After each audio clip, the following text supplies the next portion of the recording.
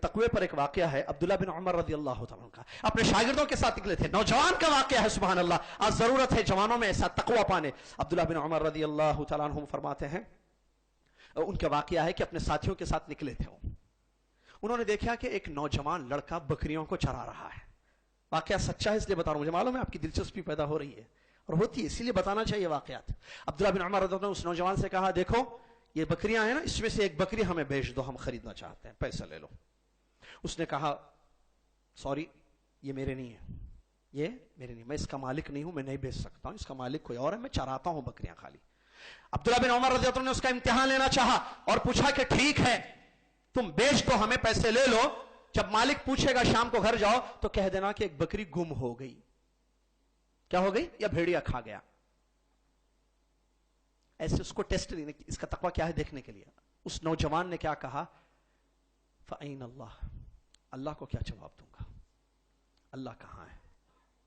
ٹھیک ہے، مالک کو نہیں پتا چلے گا، اگر میں یہ بول دوں گا بہانہ ایک بکری گم گئی، وہ سمجھے گا گم گئی، لیکن اللہ تو جانتا ہے۔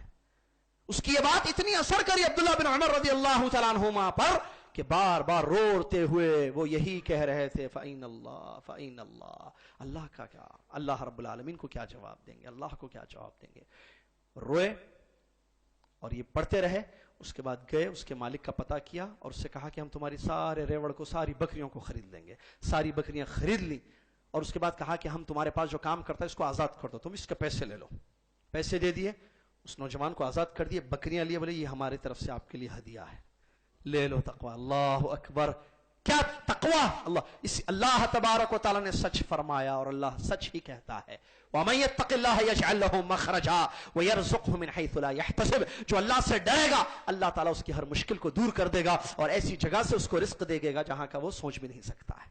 ایک بکری اللہ سے ڈرتے ہوئے نہیں بیچا، پوری بکریاں اس کے ملکیت میں آ گئیں۔ یہ ہے تقوی میرے بھائی۔